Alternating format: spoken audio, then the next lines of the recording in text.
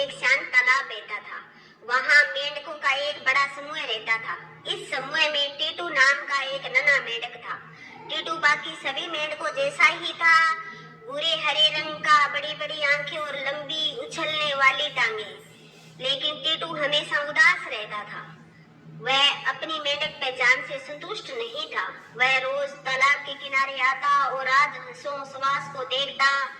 राजहंस सफेद, सुंदर और बहुत शांत होते थे। वे पानी पर ग्रेस के साथ तैरते थे और जब उड़ते थे तो उनका उड़ना किसी कविता जैसा लगता था। टीटू को उनकी चाल ढाल, उनकी सफेदी और उनकी आवाज बहुत पसंद थी। वह खुद से कहता, मैं कितना बदसूरत और अनाड़ी हूँ, मेरी आवाज कितनी करक है, काश मैं भी हंस होता। टीटू ने हंस बनने की कोशिश शुरू कर दी। सबसे पहले उसने कूदना छोड़ दिया। उसने सोचा कि हंस कभी कूदते नहीं, वे धीरे धीरे चलते हैं। लेकिन टीटू का शरीर कूदने के लिए बना था। जब वह धीरे चलता था तो बार बार गिर जाता था और उसे बहुत दर्द होता था। फिर उसने हंसों की तरह तैरने की कोशिश की। उसने अपने पैर अंदर खींच लिए और पानी पर तैरने की कोशिश की, लेकिन वह तुरंत डूबने लगा। मेंढक पानी के अंदर तैरने के लिए बने थे, पानी के ऊपर नहीं। सबसे मुश्किल काम था अपनी आवाज बदलना।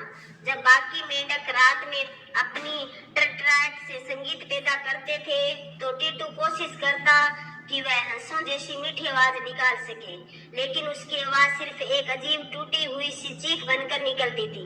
जल्द ही उसे खुद से ही नफरत होने लगी और उसने खुशी से टटराना ही बंद कर दिया। नतीजा ये हुआ कि टीटू अब न तो ठीक से मेंढक रह पाया था और ना ही हंस बन पाया। वह हमेशा कमजोर, दुखी और शर्मिंदा महसूस करता था। उसके चेहरे से मुस्कान और खुशी कहीं गायब हो गई थी। एक दिन तालाब के किनारे टीटू को अकेला और उदास देखकर समूह के सबसे बुजुर्ग और ज्ञानी मेंढक बाबा ने उससे पूछा, टीटू, तुम इतने निराश क्यों हो? तुम हंस क्यों नहीं रहे हो? टीटू ने रोते हुए सारी बातें बताई। बाबा, मैं अपनी पहचान से नफरत करता हूँ। मैं मेंढक हूँ जो सिर्फ कूद सकता है और शोर मचा सकता है।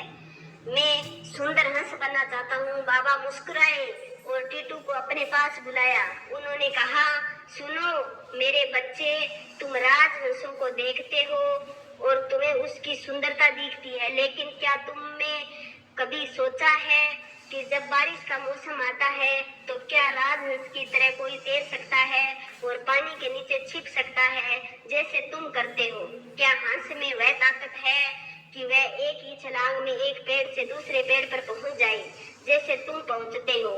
और सबसे जरूरी बात, क्या हंसों में वह खुशी है जो तुम्हारी आवाज, तुम्हारी टटराहट में होती है? तुम्हारी आवाज बारिश को बुलाती है, वह जीवन को जन्म देती है। जब तुम टटराते हो तो तुम खुशी से नाचते हो। बाबा ने टीटू के सिर पर हाथ फेरा और धीरे से कहा, टीटू, हंस बनने की कोशिश में अपनी सबसे बड़ी खूबी मेंढक होना भूल गए हो।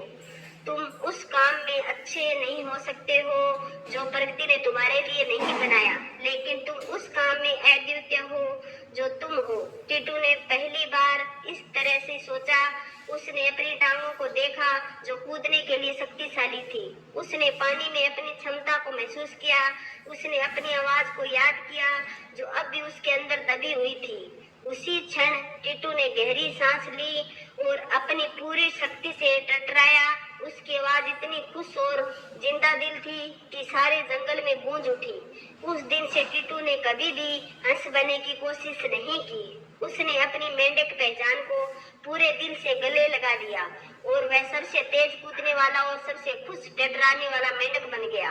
यह कहानी हमें जीवन की दो महत्वपूर्ण सीखें देती है। अपनी विशिष्टता को पहचाने। हर व्यक्ति अद्वितीय होता है। अपनी जिंदगी दूसरों से तुलना करने में बर्बाद ना करें। जिस तरह मेंढक तैरने में और कूदने में बेहतर है और हंस उड़ने में बेहतर है, ठीक उसी तरह आपके पास भी कुछ खास प्रतिभाएं हैं जो किसी और के पास नहीं है। खुद बनने में ही आपकी असली शक्ति है। अपनी स्वाभाविक प्रतिभा का सम्मान करें। यदि आप उस चीज पर ध्यान केंद्रित करेंगे जो आपके पास स्वाभाविक रूप से है, जो आप उसमें चमत्कार कर सकते हैं, लेकिन अगर आप उस चीज का पीछा करेंगे तो आप नहीं तो आप जीवन भर दुखी हो और असफल रहेंगे। जिस काम में आपका दिल खुशी से डट रहा है आप वही आपका सच्चा काम है। अब अगर आपको ये कहानी अच्छी लगी हो तो इसे लाइक जरूर करें और जीवन की गहराइयों को दर्शाने वाली ऐसी ही और बेहतरीन कहानियां सुनने के लिए हमारे चैनल को सब्सक्राइब करना ना भूलें।